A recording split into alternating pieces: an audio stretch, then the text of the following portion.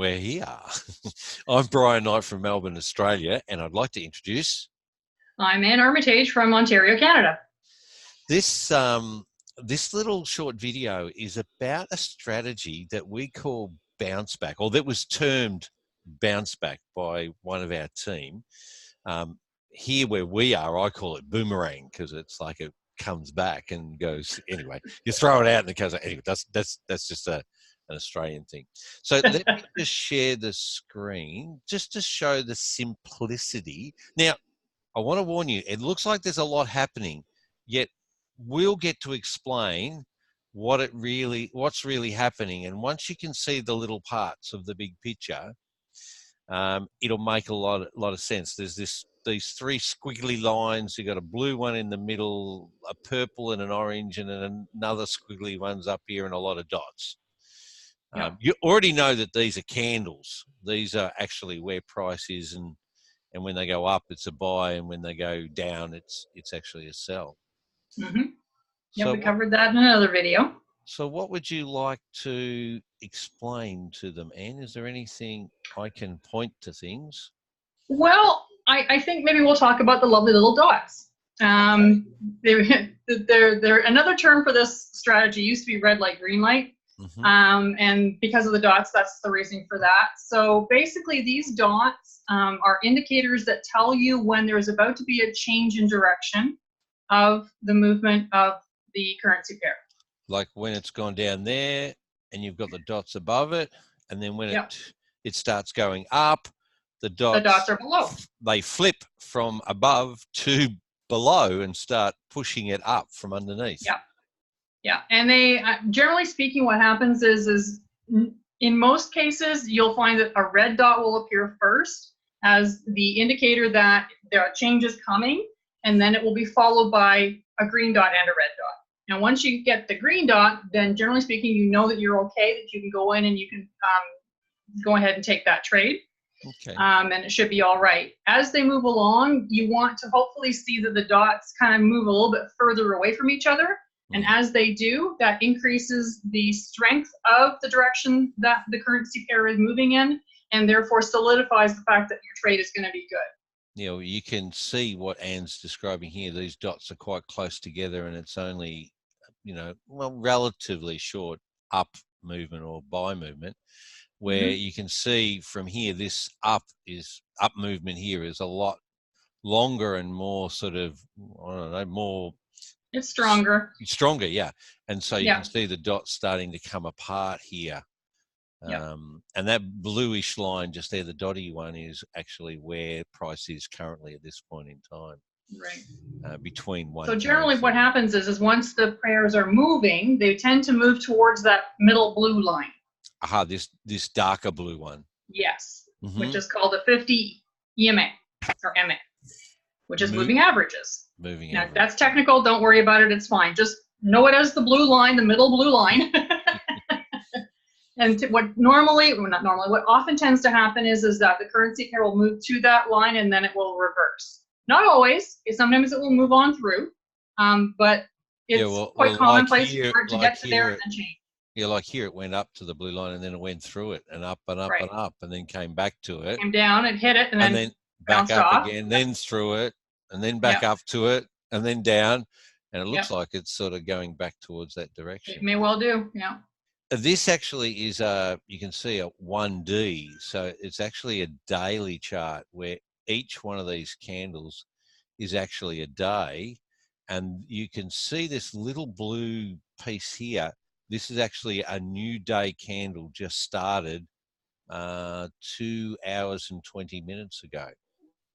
So that's the previous day just there, that whole candle, and that's the day before, and that's the day before, and the day before, and as such. So it just goes backwards. So they only ever go to the right, and they only ever go up or go down. So it's pretty straightforward. Yeah. And do you want to explain what the squiggly lines are all about, Brian? Oh, these are the technical term for them, and they're called Bollinger Bands, and they're sort of like a containment in a way for the price. And you can see they move. They either go out wider or they go narrower.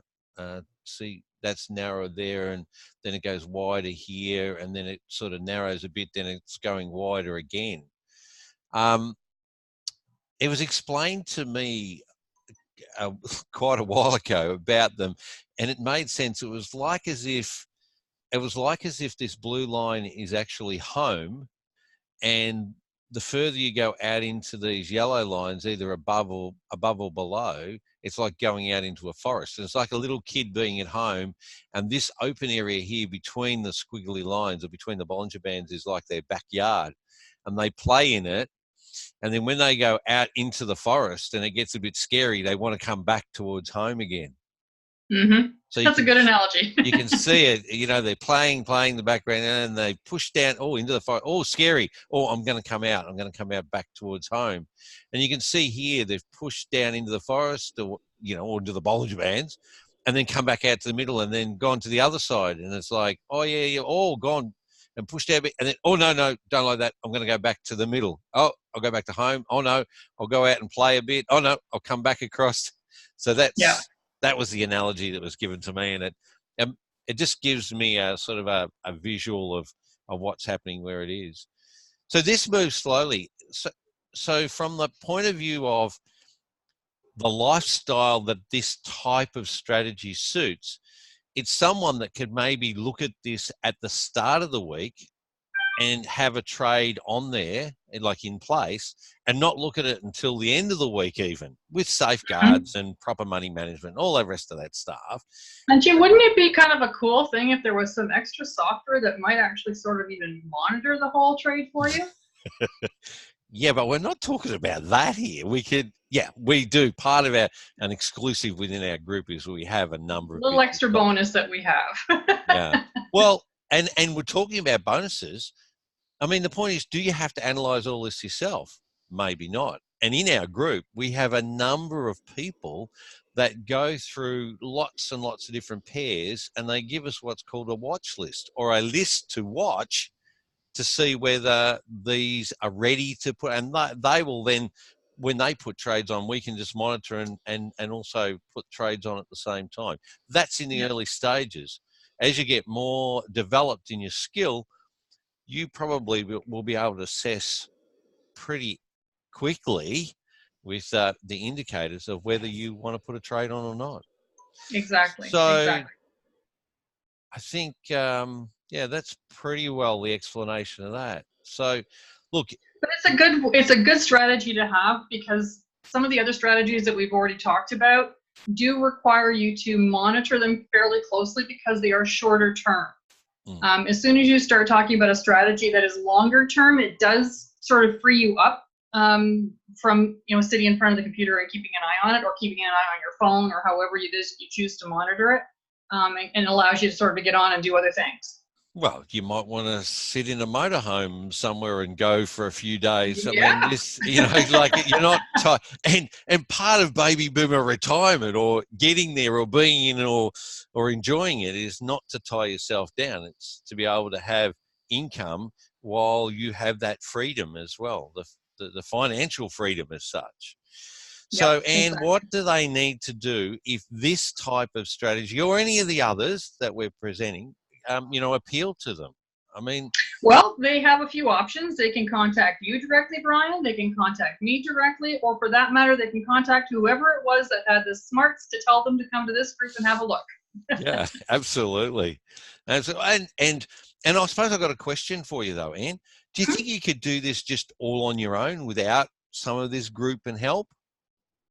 I think that you can, but I think that the odds of you having a difficult time and struggling a great deal are very, very high.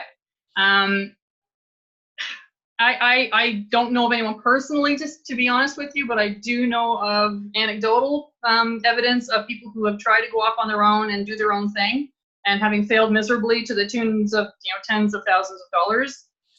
So I wouldn't, and honestly, I enjoy being with everybody. I enjoy the group and the camaraderie that we have, and it's just nice to know that you've got some place to go, that you can talk to somebody else or ask a question, and someone is going to reach out and help you. Absolutely, yeah. I think of the experiences through my life, and the things that I've been able to be more successful at is because I've taken the time to get the guidance, to have the knowledge to be successful. And so other things, yes, I can tinker around and find out myself. Yet it doesn't necessarily always lead to success. So let's go with what is the success plan, which is getting some guidance. And that's where reaching out to us, letting us put you in touch with the process and the people and the system that will allow you to have that success rate. So exactly. All right, beauty. Until next time, and any other information, just reach out and we'll get back to you on. We'll be happy to help you. Okay, no worries. Bye from here in Australia. From here in Canada.